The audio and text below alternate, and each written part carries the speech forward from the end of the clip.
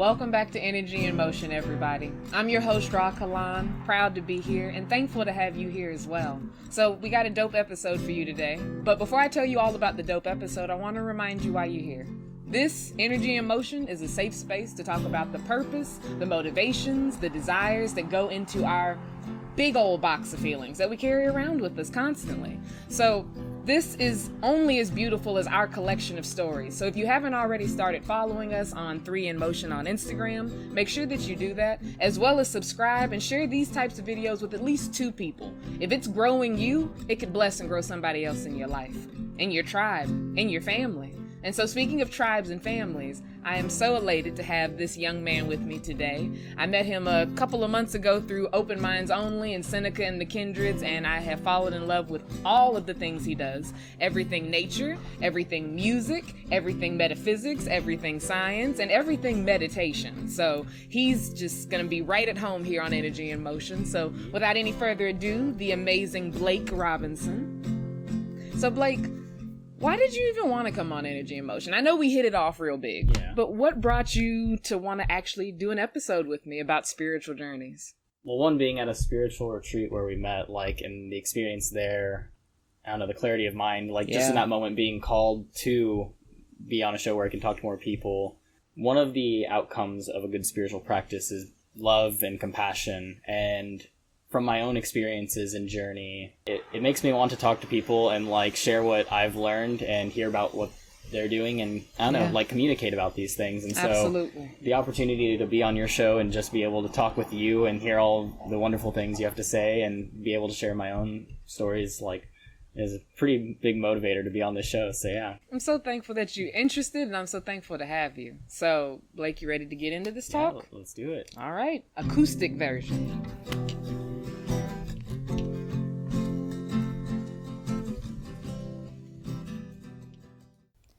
Okay, so as with all episodes of Energy in Motion that I do, I like to define what exactly it is we're talking about. And since today's topic is spiritual journey, spiritual growth, acoustic edition, I don't know why I like to add that part at the end, but I just like to say it like that. I figure let's define it for ourselves. You challenged me. In fact, let me give credit where credit is due. You challenged me to define it for myself. So my definition of a spiritual journey is embracing of the unchanging self within, while unlearning the harmful, limiting, domesticating thoughts. It's discovering the thrill instead of the dread of navigating this physical realm with the help of your observation and your experience. So, how did you define? So, my definition comes down to a lifestyle of being aware, getting to know your psyche, and everything that entails: body, mind, emotions, thoughts, and perceptions. And just the process of, being aware and healing, once again, the unwholesome ones that cause you to suffer and others to suffer. And these can be placed on us by genetic dispositions or societal conditioning. Just being aware of that and, healing. Yeah, the healing. So let's get into, how did you even begin your spiritual journey? Where did you start, or where were you in life when you realized, you know what, I'm not a human being alone. I am also a spiritual being. Yeah, I think it took me not knowing that for a long time and the detrimental effects of that for me to eventually realize it. When I got to college, I became a biochem major, and so I got my degree in biochemistry. But during those times, I was in all of these different science classes, and I really enjoyed them, and I still do to this day. Very integral to how I view the world today. But during that time, I didn't subscribe to any sort of spirituality. I had, I would say, very unhealthy habits and ways of living when it came to sleeping, eating, everything. And so... Don't we all? Yeah. Starting off, at least. For sure. And so during that time, I had pretty severe depression, and I felt super alienated,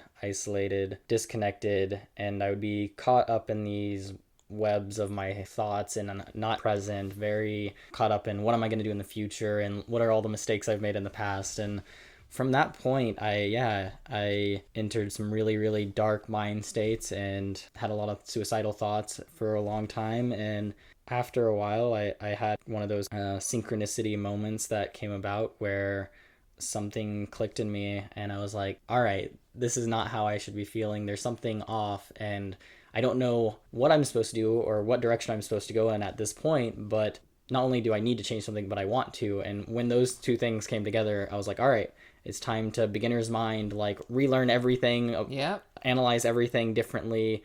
And so, yeah, at the time I contacted one of my old therapists and I was like, hey, this is where I'm at. This is what I'm dealing with. What do you recommend? And he gave me some really awesome advice and said, well, one, go to therapy again. I was not, which was really helpful for me at the time. And then he also said mindfulness practice. And so that's when I first started getting into skillful awareness and seeing reality closer to what it is than what the narratives I've been and the illusion I had been caught up in. And the lenses we put on things. Yeah. And so that's where it really started for me, is this process of like, okay, let's start to be aware of everything again for the first time and come to different conclusions, because obviously the conclusions I have are not serving me and they're leading me to a place where I don't want to be alive. So if I'm already at that point, like, what do I got to lose? Yeah, let me try this out. Yeah. And I love that you used the term, it wasn't serving me, because I think in the spiritual community, that's really the best way to release previous memories, previous behaviors, previous ways of being that you might really be familiar with, feel really connected to,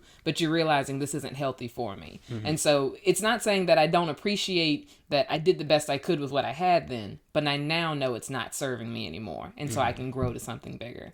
And that's a big fucking deal. Yeah.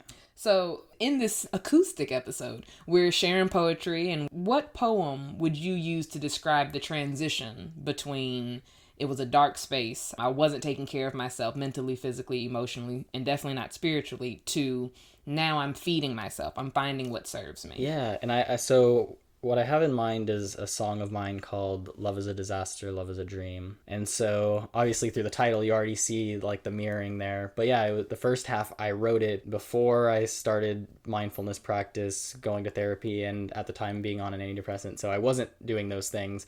And so I wrote the first half of this.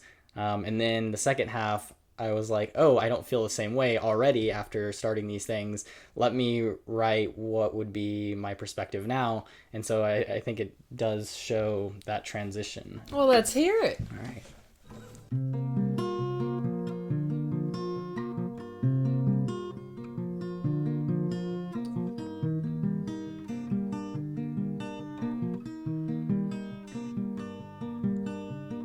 Goodbye, my love, and so long to the next one. I'll only let you down. I'll only let you down. Don't wanna make you cry or hurt you one more time. My heart can't take it. The smallest words will break it.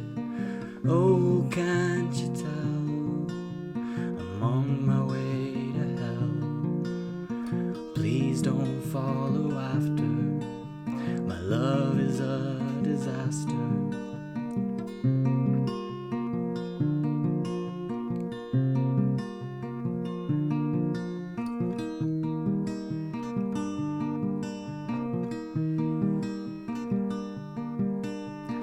Goodbye, my love, at least for now. My heart's not ready for love so steady. I'm learning how to live one day at a time. Whatever happens, I guess happens. Oh, can't you tell? I'm searching for myself. Nothing's as it seems. My love is a dream.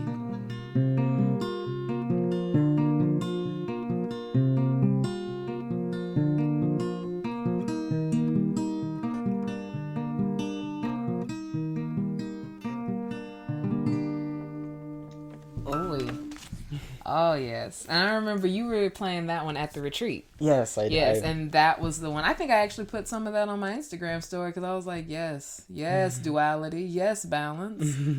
When I think about my own beginning to spiritual journeys, I date back to being a kid and realizing that I was weird and I was thinking things that other kids weren't thinking. So I've always been big into poetry. That's why I love this episode so much, that it's specifically around the music and the art that it took to kind of guide ourselves to these spiritual journeys.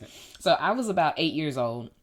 Used to have these really interesting daydreams, these really interesting thoughts, these really interesting sensations and feelings. And so I would talk to my mom about them because she was the only person who didn't make me feel crazy. I'd try to talk to kids my own age about them. They're like, what the fuck are you talking about? What do you mean? Like, oh, you had a really interesting dream? And I'm like, yeah, but I was awake. Like, they didn't understand the term visions and such. So I wrote this poem when I was about 8 years old called Why? And it goes, I don't understand why these scenes come to me. Why? Are they trying to reveal some secret about my soul that I haven't discovered? Why? What should I do about them? If I tell a soul, they'll either think I'm delirious, won't care, or they won't understand. I don't understand, so how could I expect others to? Why? Why will I ever not be able to figure out this colorful, exciting mystery that has taken my mind to the farthest edges of Earth and space? So, yeah, it was a dark time for an 8-year-old. Very deep. You know, and not even that it was a dark time, but it was filled with so many questions that it seemed that other people were uncomfortable talking about or answering, other than, you know, my immediate family, such as my mom. And so that was kind of the beginning of my spiritual journey of realizing, like, oh, so there's more, kind of like what you were speaking to, there's more to what I'm perceiving than just my perception. And that there's so much out there for me to grow in understanding, more so than just what people are talking about. For sure. Yeah. What are some of the highlights of your journey spiritually? What are some of the things that have stood out to be like, oh, I love that epiphany. That came at just the right time. Give me like your top 2 or 3. All right. So epiphany, clarity moments.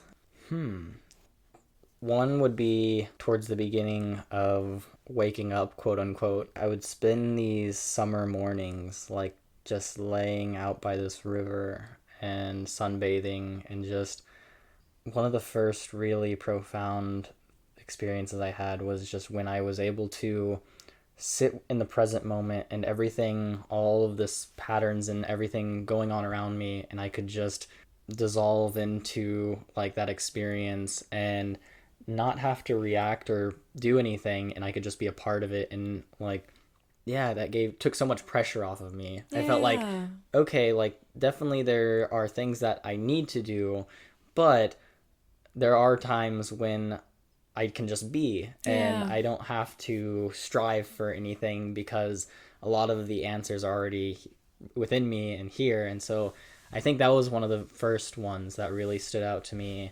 And then another one would be when I was going through my yoga teacher training and just putting in a lot of dedication and working very diligently, like every day doing all these yoga practices, and just seeing what hard work and that dedication does to pay off on a spiritual path as well. So it's the opposite, the duality of like, there's definitely the just being, and then there's the working aspect of it too. And just having these moments where I'd lay in Shavasana, corpse pose, and again, I would have those experiences of everything rushing away and then just dissolving into like being. And so, yeah, so there was those two. And then I would say another highlight, the final one I'll bring up, is to my first Vipassana sit, meditation. And tell the people what Vipassana is. Yeah, so you had to teach me what it was. Yeah, and so Vipassana is translates to insight within Pali, and so it's a part of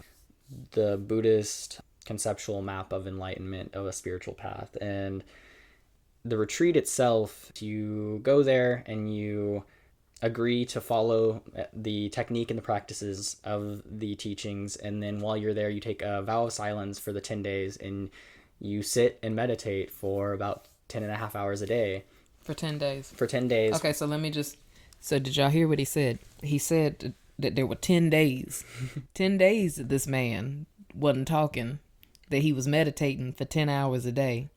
And y'all worry about finding 5 minutes. I worry about finding 10 minutes a day, but he was doing 10 hours. Okay, carry on, Blake. Yeah. Go on. I just wanted to make sure they understood the mathematics of it. And I think there's so much that you realize when you're meditating. For 10 hours a day. For 10 hours a day, for sure. And so I think that taught me just the lessons of impermanence, of sensation, of like pain, of hardship, knowing that all these phenomenon that we're dealing with through our day-to-day lives are impermanent. In our minds, time can be all warped and we can think these things are never going to end, but they're going to pass. Mm-hmm. And with that, also the equanimity that comes, that once again, I don't always have to be reacting and trying to make things stop, because once again, they're impermanent. Mm-hmm. And so, yeah, just finding that balance of mind and that insight into, in Buddhism, is called the ultimate reality, reality as it is. And the experiences I had there, another thing is, of course, like the hardship, it was one of the most difficult things I've ever done, if not the most difficult thing. I'd be very much struggling and wanting to leave and like crying, and then the next day I would be like walking barefoot through the woods, like feeling trees and be like, I'm so alive. I'm so connected with nature. Yeah.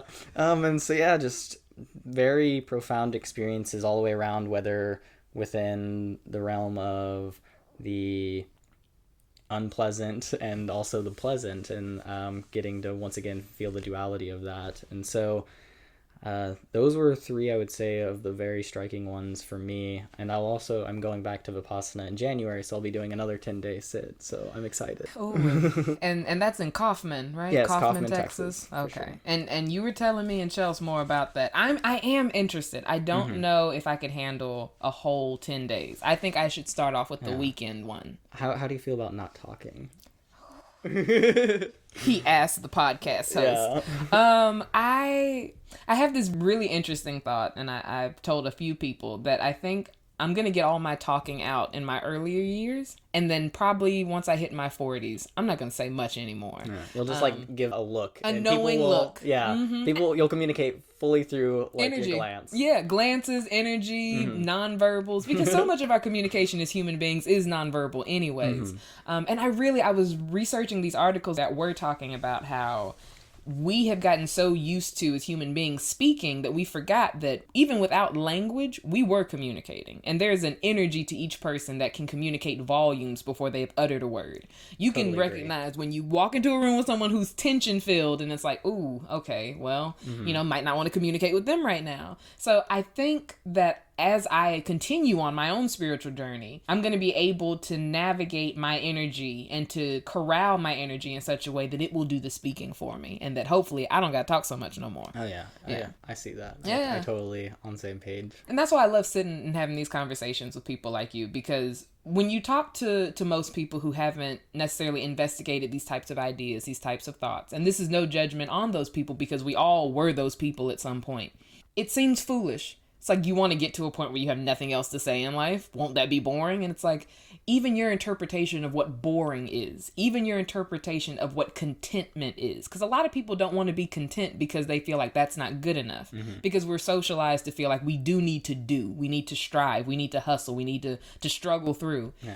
And to get to a point in my spiritual journey now where I'm like, there is the duality. I do want to create because I was designed for that, but I also was designed as a being. So I need to allow myself the space to be. Yeah, and in that conditioned like reality that we all live in, the world, society, a lot of people don't have the means to like do a lot of these things at certain points in time, and so they have to hustle, they have to work hard, and of course it would be ideal to move towards a society where like everyone can pursue these things immediately. Yeah. But I think the balance of being able to do and hustle and like ground yourself, but also learning the techniques at the same time that bring you balance while you do those things to where absolutely.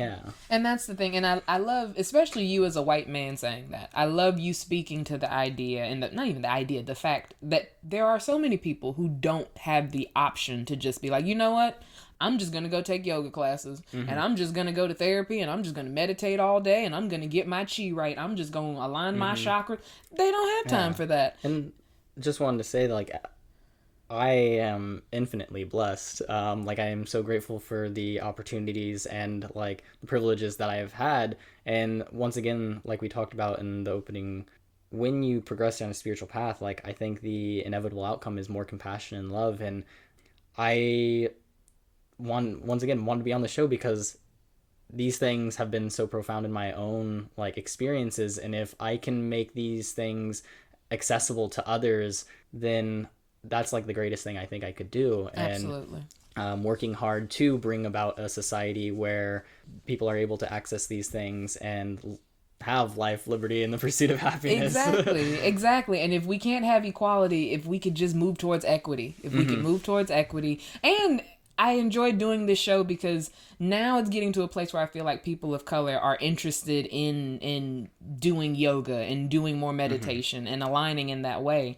But to let a lot of other people who weren't aware of these options for self-care to know that this is something that people like us do. It used to be white people do yoga. Well, actually, you have to think. Exactly. Further back. Indian people, all of these things are Eastern like techniques, mindsets, philosophies. And so, and it's great that they've been shared because they're so profound and they're so helpful. And so, yeah, how wrong would it be of me to like borrow something and then keep it for myself, like, and not share it? And I think it's so important to be able to have open conversations, courageous conversations, because once you are speaking with people who are of a spirit mindset, there is that compassion, there is that love, and there is that opportunity to connect on levels that socially we wouldn't usually get to connect on because of the BS and the politics and everything else going on in life. Yeah. But me and you got this safe little nook where we can talk about childhood poetry and songs we've written in the midst of our depression. Yeah. And that connection, that is invaluable to me. Yeah. Yeah. And it kind of comes back to like when you progress down the spiritual path and see how interconnected everything is between our environments and people, like you start to see everyone as more similar than different, and a lot of the tribal in-group fighting, I don't know, your emotions don't get caught up in them as much, and you're able to empathize with people and really look at things that I was either taught or that society put on me is not how I feel about other people, and it's not how I should be acting or going about life. So yeah, it gives you a chance to reflect on yourself and not to do so with judgment, but to do so with compassion, just so that you can now look at others with compassion. It's really hard to do anything towards others that you can't do towards yourself. So I think that's what the whole spiritual path is all about, learning that love, learning that compassion, learning that healing and the value of it for us, so that when we look at another human being, it's like, oh, you deserve all these things, because my life would not be as precious to me as it is if I didn't start to incorporate them. So I hope to share it with you if you're interested. If not, cool. But I do hope that you get on board with loving yourself. Yeah. So as we get ready to wind down, where are you on your spiritual journey right now? Is there something you're growing through, or is there a shift that you're growing through right now? Yeah, and I would say it's kind of humorous to me because I am very content in my life. I'm once again very blessed, and I feel like I have a pretty good outlook and perspective at this point in time. And so I'm taking this time, this stability, this groundedness to research further and continue to grow. And so I've been researching different suttas and scriptures and all these various forms of spirituality and what they have to offer. And I think one of the struggles I have at this current point in my spiritual journey is that sometimes I can get so caught up in the conceptual maps of the spiritualities and get away from the just basic practices, the very just the ideas of being present and enjoying the time I have here and sharing with others. And so kind of finding that balance again. And that's the thing. It's like we always human up everything. We get this beautiful thing such as spiritual practice, and then we try to make it into such a structured thing that there's not room for it to breathe. Yeah. And so we have to come back to those simple practices: being present, focusing on the breath, remembering that all there is now. And by doing that, you can take the pressure off yourself, and you can allow yourself to be that human being versus that human doing. So let's go ahead and have you take over this Take a Beat moment for me. Right. So y'all, he's about to play this dope song. He calls it the meditation song, and it really is kind of how my mornings start off, with me reminding myself of how to feel, how to be towards me, remembering to breathe. Because if you're like me and you get anxious, you'll notice that you maybe every 30 minutes, 45 minutes, take this real deep breath and exhale, right? And it's because you haven't been breathing. Your shoulders are probably all the way up to your ears. You're tired. And so you need to remember to breathe. And this song is going to help you connect deeper to that need and to that ability to comfort yourself. Yeah, and so a little bit about this song is I wrote it after reading a little bit of Thich Nhat Hanh. He's a Vietnamese Buddhist and writes extensively on breathing and the profound healing aspects of it. And so, yeah, if I could pretty much recommend one thing over anything else in my spiritual path, it would probably be being able to connect to the breath and how transformative and healing that is. Yeah. Without any further ado, this Take a Beat moment is brought to you by Blake Robinson, the meditation song. Here it goes.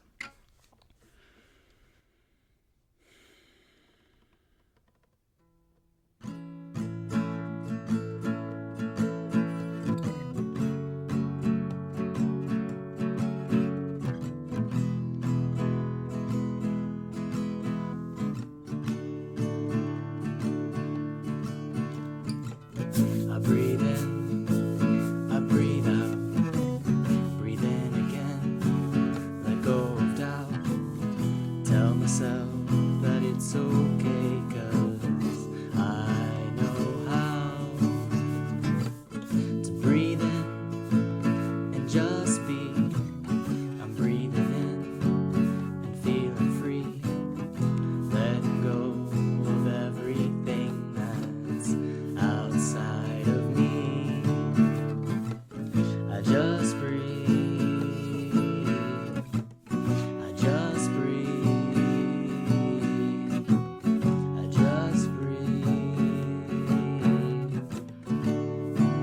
and let go.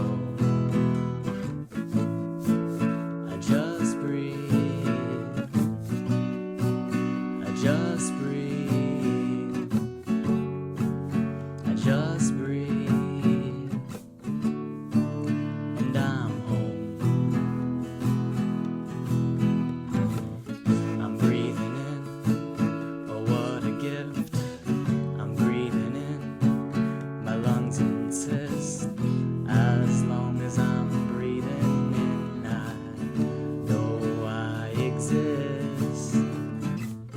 To breathe in and breathe out, finding peace, what it's all about. I take a moment to stop and breathe, and joy comes pouring out. I just breathe, I just breathe, I just breathe and let go. I just breathe, I just breathe, I just breathe, and I'm home. But when I start overthinking, my thoughts are so loud, I'm losing touch with reality. I'm freaking out. I don't know what's wrong with me. There's a pressure in my chest. I really think I might be dying. I'm holding my breath. Then I remember what to do. I just breathe, I just breathe, I just breathe and let go. I just breathe, I just breathe, I just breathe, and I'm home.